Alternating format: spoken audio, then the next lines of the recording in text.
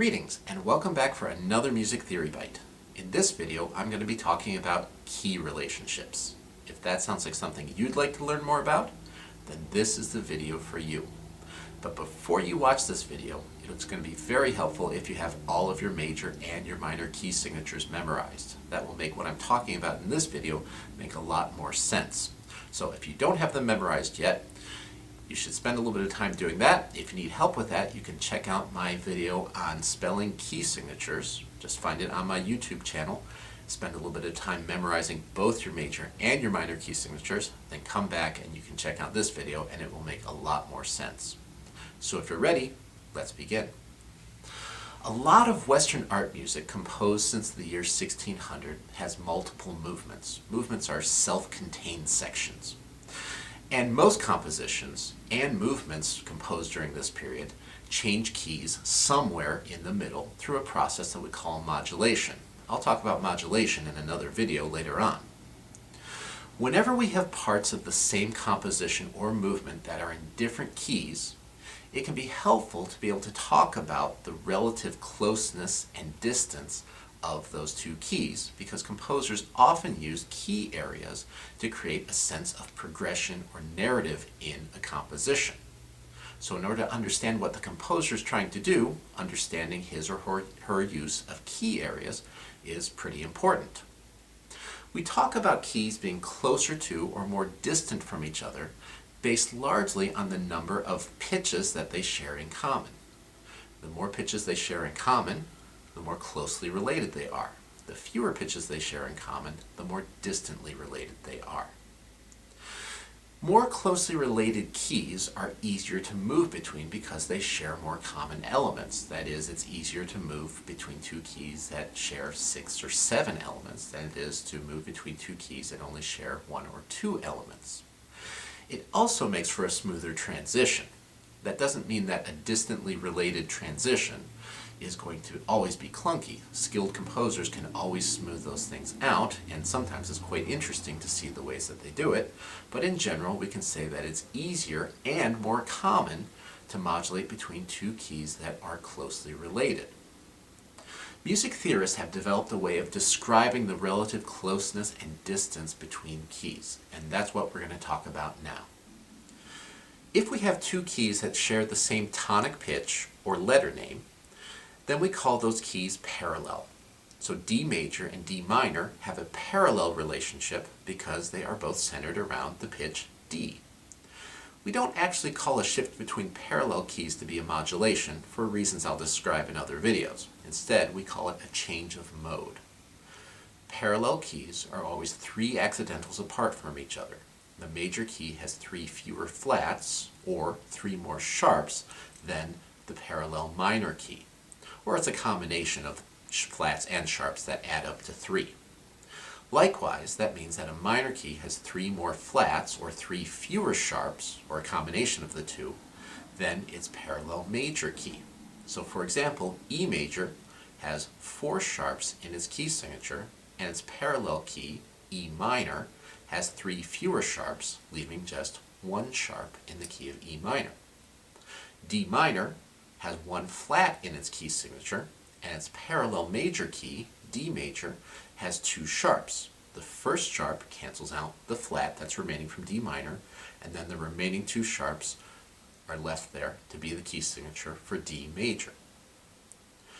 Relative keys are major-minor pairs that share the same key signature. So for example, F major, which has 1 flat, is the relative key to D minor, which also has 1 flat. B minor, which has 2 sharps, is the relative key to D major, which also has 2 sharps. Relative keys are just one of several keys that we say are closely related. For any major or minor key, there are 5 closely related keys. And there are 3 methods to determine whether 2 keys are closely related. Unless your theory teacher specifies which method to use, you should select the one that makes the most sense to you. The first method is what I call the accidental method. Closely related keys are any major or minor key that are within 1 accidental of the original key. So for example, if we start with B flat major, which has two flats, the closely related keys are any major or minor key that has either one flat, two flats, or three flats. So these would be F major and D minor, both of those have one flat, B flat's relative minor, G minor, with two flats, and the major and minor keys with three flats, E flat major and C minor. If we start with a minor key, say F sharp minor, which has three sharps, the closely related keys would be those that have two, three, or four sharps. These would be D major and B minor with two sharps, F sharp minor's relative major, A major, with three sharps, and the keys with four sharps, E major and C sharp minor. The second method for determining what the closely related keys are is what I call the diatonic triad method. In this method, we find all of the diatonic major and minor triads that are in the original key, and those are the names of the closely related keys. So taking our same examples, in the key of B flat major, we have a C minor triad as the supertonic, D minor is the mediant, E flat major is the subdominant, F major is the dominant, and G minor is the submediant. We don't count the leading tone triad because it's neither major nor minor. It's a diminished triad. We can't have diminished keys. So the closely related keys to B flat major are C, D, and G minor, and E flat and F major. If we compare this to the answer that we got using the first method, the accidental method, you'll see that it's the same. If we start with F sharp minor, we're going to be thinking about the natural minor scale. So our diatonic triads are A major, B minor, C sharp minor, D major, and E major. Again, we don't select the supertonic triad because it is neither major nor minor. It's a diminished triad and we can't have diminished keys.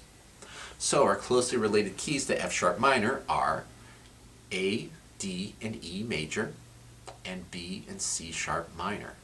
Again, checking it with method 1, we end up with the same result.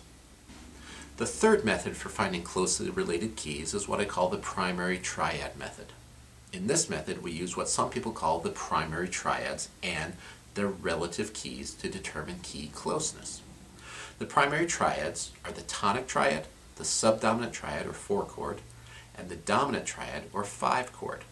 So again, starting with B flat major, the primary triads in this key are B flat's relative key, G minor, the subdominant and its relative, E flat major and C minor, and the dominant and its relative, F major and D minor. Starting with F sharp minor, again assuming the natural form of the minor scale, we have F sharp's relative key, A major, its subdominant and its relative, B minor and D major, and its dominant and relative, C sharp minor and E major. Again, these yield the same results as the other two methods. All keys that aren't closely related are distantly related. The number of accidentals not shared by the two keys indicate the relative distance. So, F major with one flat is closer to D major with two sharps, a difference of 3 accidentals, than it is to D flat major, which has 5 flats, a difference of 4 accidentals. Just so you can see the relative distances between keys, here's a chart that lists the key relationships between C major with no sharps or flats and C minor with 3 flats with all other possible keys. This starts with the keys that are most closely related and moves to the most distantly related as you move down the list.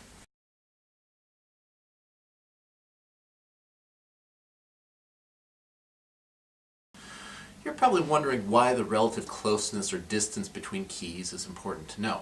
Well, remember that most Western art music changes keys.